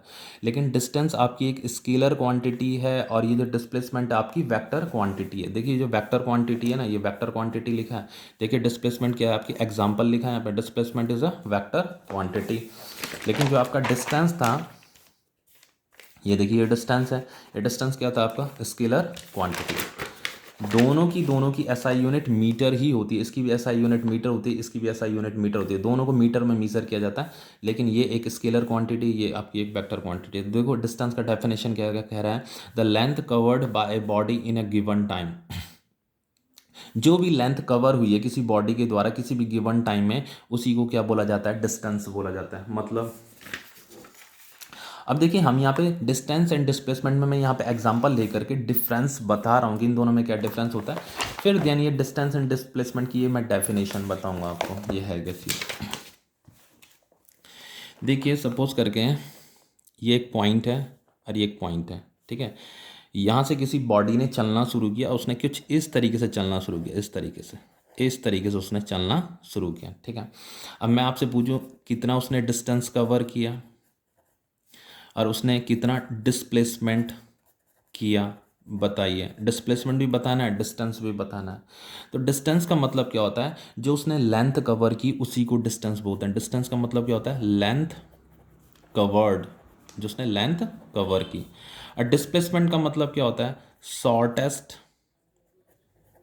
Shortest path between initial position and final position. अब देखिए क्या चीज़ है, देखो अगर मैं ये एक बॉडी मोशन कर रही है, ऐसे मोशन कर रही है, ये इस तरीके से। अब मैंने कहा इसने कितना डिस्टेंस कवर किया, तो डिस्टेंस कवर के लिए लेंथ कवर, तो उसने ये देखो ये जो पाथ जो उसने फॉलो किया ना, इस पाथ की जो भी लंबाई होगी, जो भी लेंथ होगी, वही इसका डिस्टेंस कवर्ड होगा। तो डिस्टेंस कवर्ड ये है, जो भी ये लेंथ होगी, ठीक है, ये डिस्टेंस कवर्ड है। तो ये डिस्टेंस है। ये डिस्टेंस क्या होती है, आपकी स्केलर क्वांटिटी होती है, मीटर में आप बता देंगे, जो भी डिस्टेंस होगी यहाँ पे वैल्यू लिख देंगे। लेकिन डिस्प्लेसमेंट क्या होता है, displacement shortest path between initial position and final position. देखो इनिशियल पोजीशन क्या है उसकी, ये है, यहाँ से इसने चलना शुरू किया। अब फाइनल पोजीशन क्या है, यहाँ यहाँ आकर के ये पहुँच गया। तो इनके बीच में जो शॉर्टेस्ट पाथ होता है या शॉर्टेस्ट डिस्टेंस होती है, उसी को डिस्प्लेसमेंट बोला जाता है। तो देखो यहाँ से लेकर के यहाँ तक आप एक लाइन ऐसे ड्रॉ कर दीजिए, तो ये क्या बन गया आपका, एक शॉर्टेस्ट पाथ बन गया।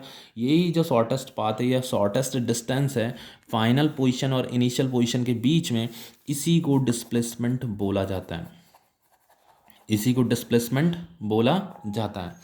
अब देखिए, अब मान लीजिए कि एक बॉडी ने यहाँ से चलना शुरू किया, यहाँ से चलना शुरू किया, यहाँ पहुँच गई। अब मैं कहूँ डिस्टेंस बताइए, डिस्टेंस कितना है। अब ये स्ट्रेट लाइन मोशन कर रही है, ठीक है। अब देखो डिस्टेंस का मतलब क्या है, लेंथ कवर। तो जो उसने यहाँ से लेकर के यहाँ तक लेंथ कवर किया होगा, वही उसका डिस्टेंस हुआ होगा, ठीक है। तो डिस्टेंस निकल गया ए बी, जो भी डिस्टेंस रहा होगा इसका। लेकिन अगर मैं पूछूं डिस्प्लेसमेंट कितना है, डिस्प्लेसमेंट कितना है, तो डिस्प्लेसमेंट कितना होगा। डिस्प्लेसमेंट के लिए क्या करते हैं, ये फाइनल पोजीशन है, यहाँ फाइनल यहाँ पहुँचा, इनिशियल यहाँ से उसने शुरू किया। तो फाइनल पोजीशन और इनिशियल पोजीशन के बीच में हमें एक शॉर्टेस्ट पाथ बनाना पड़ता है, तो वो यही होगा शॉर्टेस्ट पाथ, इसके सिवाय तो कोई दूसरा शॉर्टेस्ट पाथ तो बन नहीं पाएगा, ठीक है। तो यहाँ पे डिस्प्लेसमेंट भी कितना हो जाएगा, ए बी हो जाएगा। तो हम यहाँ पे क्या समझे कि जब भी कोई स्ट्रेट लाइन में कोई मोशन हो रहा होगा, स्ट्रेट लाइन में मोशन हो रहा होगा, वहाँ पे डिस्टेंस और डिस्प्लेसमेंट इक्वल होते हैं, डिस्टेंस और डिस्प्लेसमेंट इक्वल होते हैं जहाँ पे स्ट्रेट लाइन मोशन हो रहा होता है।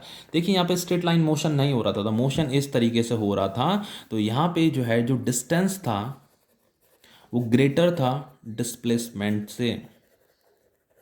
डिस्टेंस क्या था, ये जो लेंथ कवर की उसने, ये डिस्टेंस है। डिस्प्लेसमेंट क्या है, ये जो इनिशियल पोजीशन है, फाइनल पोजीशन, यहाँ से लेकर के यहाँ तक का जो शॉर्टेस्ट पाथ है, इसे डिस्प्लेसमेंट बोला जाता है। तो यहाँ पे जो डिस्टेंस है, डिस्टेंस ग्रेटर है डिस्प्लेसमेंट से, लेकिन यहाँ पे डिस्टेंस और डिस्प्लेसमेंट बराबर है, इक्वल है। तो आपकी डिस्टेंस और डिस्प्लेसमेंट इक्वल भी हो सकती हैं, और डिस्टेंस डिस्प्लेसमेंट से हमेशा ग्रेटर भी हो सकती है। यानी कि डिस्टेंस या तो ग्रेटर होगी डिस्प्लेसमेंट से, या डिस्प्लेसमेंट के ही इक्वल होगी, लेकिन कभी भी ये जो डिस्टेंस है डिस्प्लेसमेंट से छोटी नहीं हो सकती, नेवर, कभी भी छोटी नहीं हो सकती। ग्रेटर हो सकती है, इक्वल हो सकती है, डिस्टेंस ग्रेटर हो सकते, इक्वल हो सकते, लेकिन छोटी नहीं हो सकती, ठीक है। इस चीज़ को ध्यान रखना। अब देखिए एक और चीज़ बताता हूँ, जैसे मान लीजिए ए है, ये बी है, एक बॉडी ऐसे चली, इधर चली, अब फिर यहीं से वापस इधर को आ गई। अब मैंने कहा इसने कितना डिस्टेंस कवर किया, तो डिस्टेंस कितना उसने कवर किया, डिस्टेंस क्या, लेंथ कवर्ड निकालना है। तो पहले वो इधर गई ए बी, फिर प्लस वो किधर आ गई, वापस इधर आ गई बी ए। तो इसके लिए जो उसने लेंथ कवर किया उसे लिखा जाएगा ए बी प्लस बी ए। तो ये ए बी प्लस बी ए, ये इसकी कितने निकल गए, डिस्टेंस निकल गए। अब अगर मुझे डिस्प्लेसमेंट निकालना है, तो डिस्प्लेसमेंट में क्या होता है, कोई बॉडी जहाँ से उसने चलना शुरू किया वहीं अगर लौट करके वो वापस आ जाता है ना, तो डिस्प्लेसमेंट आपका जीरो हो जाता है।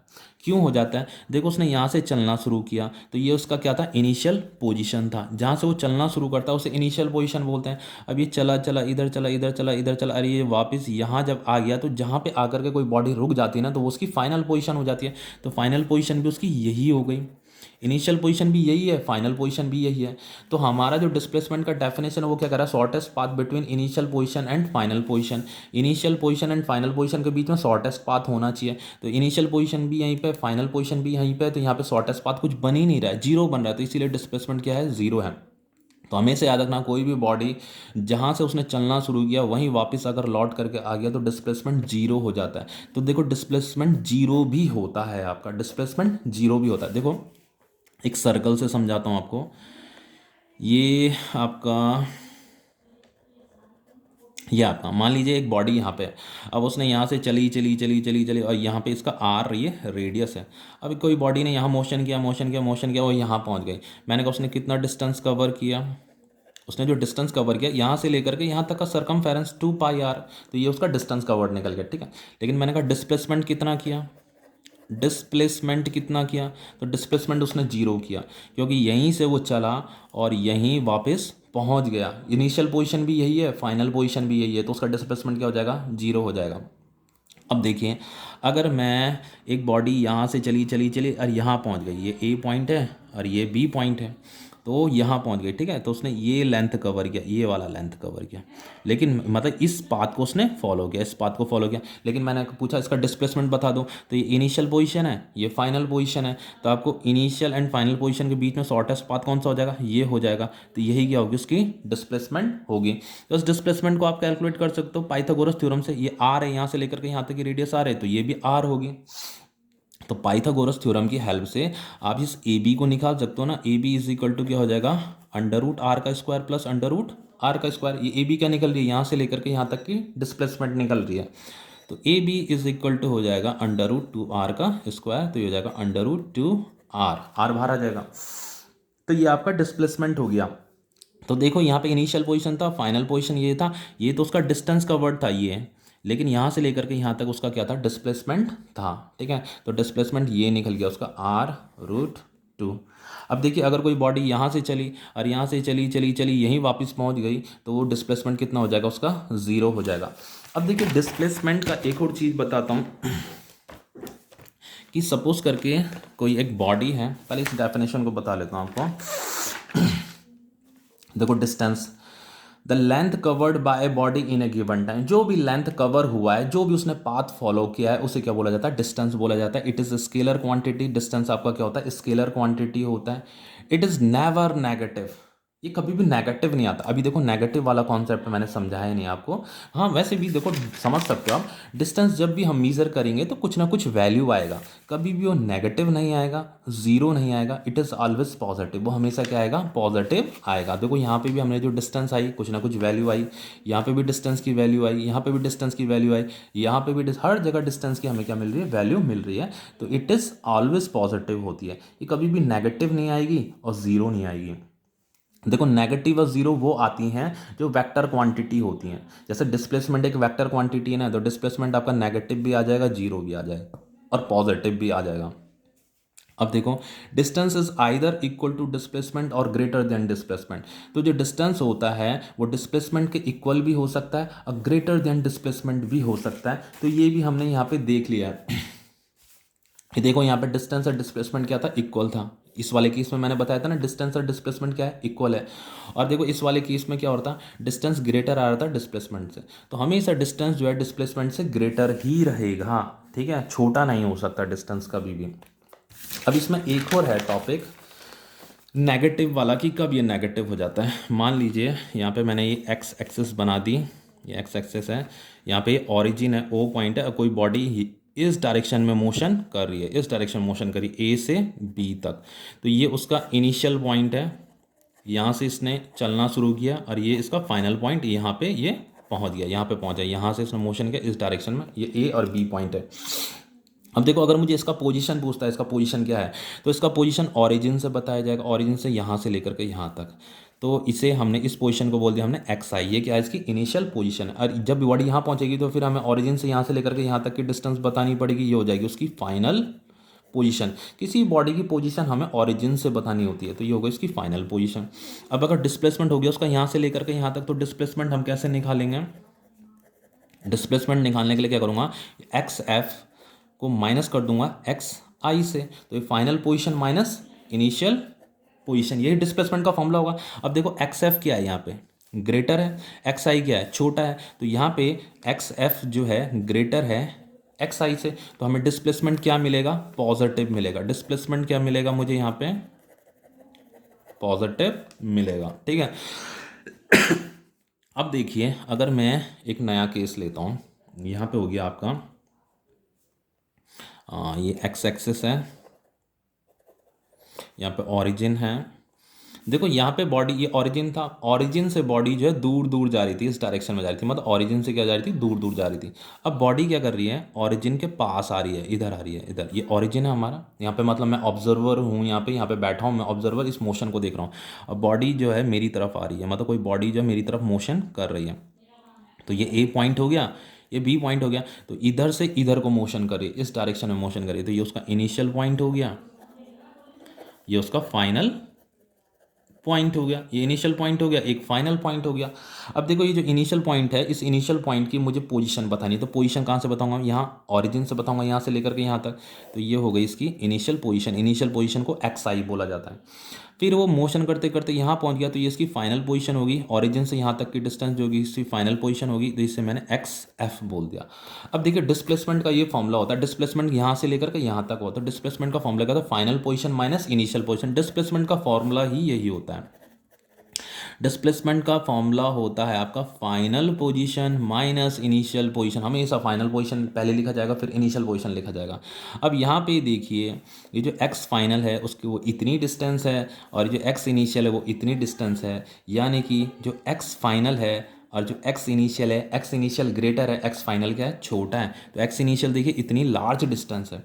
अब ये वैल्यू क्या है, छोटी है, ये वैल्यू क्या है, ग्रेटर है। अब ग्रेटर वैल्यू अगर मैं इन दोनों को सब्ट्रैक्ट करूंगा तो आपका डिस्प्लेसमेंट किस में आएगा, नेगेटिव में नहीं आएगा, तो आपका डिस्प्लेसमेंट किस में आएगा, यहाँ पे नेगेटिव में आया। तो देखिए डिस्प्लेसमेंट नेगेटिव भी आ जाता है, डिस्प्लेसमेंट आपका पॉजिटिव भी आ जाता है।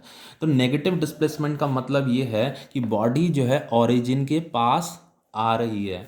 पॉजिटिव डिस्प्लेसमेंट का मतलब क्या है कि बॉडी जो है ओरिजिन से दूर दूर जा रही है, ये ओरिजिन है, ओरिजिन से दूर जा रही है, ठीक है, यहाँ पे ओरिजिन के पास आ रही है, तो इसका मतलब ये डिस्प्लेसमेंट क्या आया, आपका नेगेटिव आया। तो देखो लेकिन यहाँ पे क्या लिखा है हमारा, अगर डिस्टेंस की डेफिनेशन हम पढ़ते हैं कि it is never negative, distance हमारी कभी नेगेटिव नहीं होती, क्योंकि हमें यहाँ पे डायरेक्शन को कंसिडर नहीं करना होता है डिस्टेंस के लिए ना। यहाँ पे जो देखो डायरेक्शन है, ये वाली डायरेक्शन है, और यहाँ पे डायरेक्शन ये है, तो किसी ना किसी एक डायरेक्शन को हमें पॉजिटिव मानना पड़ेगा और किसी एक डायरेक्शन को हमें नेगेटिव मानना पड़ेगा। तो इस डायरेक्शन को हमने नेगेटिव माना, इस डायरेक्शन को हमने पॉजिटिव कंसीडर कर लिया, ठीक है, क्योंकि ये वेक्टर क्वांटिटी है। तो वेक्टर क्वांटिटी में पॉजिटिव नेगेटिव बहुत इंपॉर्टेंट रोल प्ले करते हैं। लेकिन आपका जो डिस्टेंस है ये एक स्केलर क्वांटिटी, यहाँ पे हमें पॉजिटिव नेगेटिव से परेशान होने की जरूरत नहीं होती। It is never negative, never zero, it is always positive.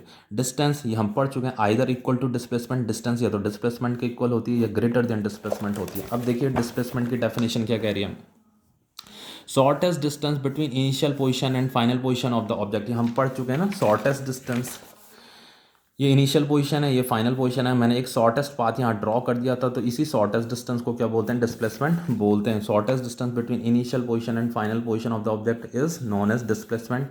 SI unit metre होती है। इट इज़ वेक्टर क्वांटिटी, ये वेक्टर क्वांटिटी होती है क्योंकि इसके पास पर्टिकुलर एक डायरेक्शन होती है। जैसे यहाँ पे मैंने ये शॉर्टेस्ट पाथ बनाया तो इसके पास क्या है, पर्टिकुलर एक डायरेक्शन है, ठीक है, कोई भी यहाँ पे मैंने ये शॉर्टेस्ट पाथ बनाया तो इसके पास पर्टिकुलर एक डायरेक्शन है, ठीक है, ये वाली डायरेक्शन है। तो एक वेक्टर क्वांटिटी होता है। द डिस्प्लेसमेंट जो होता है कैन भी पॉजिटिव भी हो सकता है, जीरो भी हो सकता है, नेगेटिव भी हो सकता है। ये तीनों केसेस मैंने बता दिए, कब जीरो, कब नेगेटिव, कब positive. Displacement can be equal to distance, yes displacement जो है डिस्टेंस के इक्वल हो सकता है, but can never be greater than distance. मतलब जो डिस्प्लेसमेंट है ये डिस्टेंस से कभी भी ग्रेटर नहीं हो सकता। यही सेम लाइन हमने पीछे पढ़ी थी कि डिस्टेंस जो होता है is greater than displacement. Distance हमेशा डिस्प्लेसमेंट से ग्रेटर रहता है, यानी कि डिस्प्लेसमेंट कभी भी ग्रेटर नहीं हो सकता डिस्टेंस से। डिस्प्लेसमेंट ने हमेशा क्या रहना है, छोटा ही रहना है। तभी लिखा है कि जो डिस्प्लेसमेंट है कैन नेवर बी ग्रेटर, ये ग्रेटर नहीं हो सकता डिस्टेंस से, हमेशा छोटा ही रहेगा, या तो इक्वल रहेगा या तो छोटा रहेगा। अब देखिए यहाँ पे आपका एक इम्पॉर्टेंट, बहुत ही इंपॉर्टेंट चीज़, ये वाली चीज़, ये आपका क्वेश्चन आ जाता है, how rest and motion are relative. इसका मतलब क्या है कि रेस्ट एंड मोशन आपस में कैसे रिलेटिव होते हैं। इसका मतलब ये है कि कोई पर्सन भले आपको रेस्ट में दिखाई दे रहा है, आपके रेफरेंस पॉइंट से भले वो आपको रेस्ट में दिखाई दे रहा है, बट किसी दूसरे रेफरेंस पॉइंट से वही पर्सन जो आपको रेस्ट में दिखाई दे रहा है किसी दूसरे को वो मोशन में भी दिख सकता है। देखिए क्या कह रहा है, how rest and motion are relative का मतलब यह है, an object in one situation can be at rest but in another situation the same object can be in motion. कि किसी एक सिचुएशन में, मतलब किसी एक रेफरेंस पॉइंट से अगर आप देख रहे हो, किसी एक ओरिजिन पॉइंट से अगर आप देख रहे हो, तो वो ऑब्जेक्ट आपको रेस्ट में दिखाई दे रहा है, can be at rest. But in another situation, मतलब किसी दूसरे रेफरेंस पॉइंट से देखने पर क्या पता वही same object can be seen in motion, क्या पता आपको मोशन में दिखाई दे। ये कह रहा है, देखो इसका एग्जाम्पल समझते हैं। A person sitting in a moving train is at rest with respect to his fellow passenger, but is in motion with respect to the object outside the train. देखो इसे कैसा नहीं है, देखो जैसे ट्रेन है ना, ये आपकी ट्रेन है, ठीक है। यहाँ पे एक पर्सन है, ये दो फ्रेंड हैं यहाँ पे, ठीक है। अब देखो, अगर आप जो हैं आप इसे ऑब्जर्व कर रहे हो, इस पर्सन को ऑब्जर्व कर रहे हो, और यहाँ पे मैंने बाहर एक ऑब्जेक्ट बना दिया, ट्री बना दिया, ठीक है। अब देखो ये ट्रेन क्या है, मूव करते करते आगे बढ़ेगा, ऐसे बढ़ेगा, आगे बढ़ेगा, ट्रेन आगे बढ़ रहा है। अब देखिए, अगर मैं इस पर्सन से पूछूं कि क्या ये पर्सन मोशन कर रहा है, तो वो क्या चीज़ नोटिस करेगा। देखो मोशन करने के लिए क्या होना चाहिए, डिस्प्लेसमेंट होना चाहिए, इन दोनों में सेपरेशन बढ़ना चाहिए। अगर सेपरेशन नहीं बढ़ रहा है तो देखो देखो ट्रेन तो आगे मोशन कर रही है, लेकिन ये दोनों के पर्सन जो है ना, अभी अभी जैसे ये इसे देख रहा है, इसके सामने बैठा हुआ है, ये अभी भी इसके सामने बैठा हुआ है, ये अभी भी इसके सामने बैठा हुआ है, तो इनमें सेपरेशन बिल्कुल भी चेंज नहीं हो रहा है, यानी कि कोई डिस्प्लेसमेंट नहीं हो रहा है इन दोनों के। अगर मान लीजिए ये जो पर्सन है, इसे अपने को इसने रेफरेंस पॉइंट मान लिया, अपने को एक ओरिजिन पॉइंट मान लिया, और ये इसको ऑब्जर्व कर रहा है, इस बॉडी को ऑब्जर्व कर रहा है, ये जो है इसे अपने को रेफरेंस पॉइंट मान करके इसको ऑब्जर्व कर रहा है। तो ऑब्जर्व करने पे उसने पाया कि इसका डिस्टेंस जो है चेंज ही नहीं हो रहा है, मतलब ये उससे आगे नहीं निकल रहा है, ऐसे आगे नहीं बढ़ रहा है, वहीं पे है, अभी भी वहीं पे ही है, अभी वहीं पे ही है। तो इसके रेफरेंस पॉइंट के हिसाब से with respect to this person this object will be at rest. ये किस में होगा, रेस्ट में होगा। लेकिन इस पर्सन ने तो क्या क्या बोल दिया, इस पर्सन ने बोल दिया कि ये जो है रेस्ट में, क्योंकि मैं ट्रेन आगे गई, अभी भी ये यहीं पे है, अभी भी ये यहीं पे है। लेकिन ये यहाँ पे मान लीजिए कोई एक दूसरा पर्सन है या ट्री है यहाँ पे। अब देखिए ट्रेन यहाँ पे थी, अभी इनकी डिस्टेंस ये थी, अब ये ट्रेन यहाँ पहुँच गई, तो ये पर्सन, ये डिस्टेंस चेंज हो रही है, ये डिस्टेंस क्या हो रही है, चेंज हो रही है, ये पोजीशन क्या हो रही है, चेंज हो रही है। ये क्या है, ओरिजिन पॉइंट है। अब ये जो बाहर यहाँ पे एक इंसान रेस्ट में खड़ा हो रखा है, क्या हो रखा है, रेस्ट में खड़ा हो रखा है। तो वो जब इनको देख रहा होगा, इसको देख रहा होगा, इसको देख रहा होगा, इसको देख रहा होगा, तो ये पर्सन बोलेगा कि ये जो पर्सन है ये रेस्ट, ये मोशन में, ये पर्सन किस में, मोशन में, क्योंकि इनकी पोजीशन क्या हो रही है, चेंज हो रही है। लेकिन इस पर्सन के रिस्पेक्ट में, इस पर्सन के रिस्पेक्ट में ये पर्सन कह रहा है कि ये रेस्ट में है, ये रेस्ट में है, और ये रेस्ट में। लेकिन ये बाहर जो रेस्ट में जो पर्सन है, इसके रिस्पेक्ट में ये पर्सन मोशन में है, ये पर्सन मोशन में है, ये पर्सन मोशन में। तो समझ रहे हो, यही तो लिखा है कि an object in one situation can be at rest, एक सिचुएशन में वो रेस्ट में हो सकता है, but in another situation the same object can be in motion, ठीक है। तो यही लिखा है, a person sitting in a moving train is at rest with respect to his fellow passenger, कि ये जो ट्रेन है और यहाँ पे ये दो पैसेंजर बैठे हुए हैं, तो एक पर्सन जो है किसी मूविंग ट्रेन में बैठा हुआ है, उसे रेस्ट में बताया जा रहा है विद रिस्पेक्ट टू इस फेलो पैसेंजर। ये जो उसका फेलो पैसेंजर है, फेलो पैसेंजर इसको क्या बता रहा है कि ये रेस्ट में है। लेकिन बाहर जो पर्सन है वो इसे मोशन में बता रहा है, क्योंकि ट्रेन क्या कर रही है, चल रही है, तो उनकी पोजीशन में क्या आ रहा है, अंतर आ रहा है। लेकिन इनकी पोजीशन में कोई अंतर नहीं आ रहा है, ठीक है। अब देखो, a person sitting in his house is at rest with respect to earth but is in motion with respect to other planet. अब देखिए क्या चीज़ है यहाँ पे, मान लीजिए ये हमारा अर्थ है। अब देखिए, आप अर्थ में रह करके आप हैं ये, और आप किसी ऑब्जेक्ट को ऑब्जर्व कर रहे हो, ये दोनों के दोनों रेस्ट में, दोनों के दोनों किस में, रेस्ट में। लेकिन अब ये जो पर्सन जब इस पर्सन को देखेगा तो ये क्या कहेगा, ये किस में, रेस्ट में, किस में, रेस्ट में। लेकिन कोई दूसरे प्लैनेट से, यहाँ दूसरे प्लैनेट से एक पर्सन इसको ऑब्जर्व कर रहा है, यहाँ से ऑब्जर्व कर रहा है, तो वो क्या पाएगा कि ये अर्थ क्या कर रही है, मूव कर रही है, तो ये भी क्या कर रहे हैं, मूव कर रहे हैं। तो इसके यहाँ इस रेफरेंस पॉइंट के हिसाब से with respect to this point, इस पॉइंट के हिसाब से ये जो ऑब्जेक्ट है ये जो ऑब्जेक्ट है ये क्या कर रहा है, मोशन कर रहा है।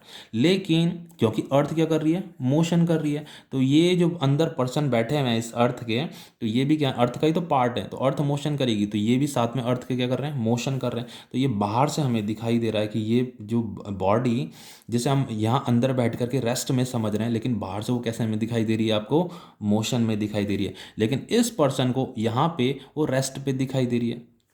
जैसे आप जिस भी रूम में बैठे होंगे, आप तो रेस्ट में हो, उस रूम में बैठे हो, आप पढ़ाई कर रहे हो, लेकिन अगर कोई दूसरी प्लैनेट से आपको देख रहा होगा तो उसे अर्थ मोशन करते हुए दिखाई दे रही होगी और आप भी मोशन करते हुए दिखाई दे रहे होंगे। ठीक है, तो उसके पॉइंट ऑफ हिसाब से, दूसरे प्लैनेट के पॉइंट ऑफ पॉइंट, उस ओरिजिन पॉइंट के हिसाब से आप जो है मोशन में हो। लेकिन उसी समय अगर कोई दूसरा पर्सन आपके रूम में आ जाता है तो वो आपको स्टडी करते हुए देख रहा है, तो वो तो यही कहेगा ना कि आप रेस्ट में। लेकिन उस जो पर्सन आपके रूम में आया है उसके रिस्पेक्ट में आप जो है वो रेस्ट में हो, लेकिन दूसरे प्लैनेट के रिस्पेक्ट में आप जो है मोशन में हो। तो यही लिखा है, person sitting in his house is at rest with respect to earth.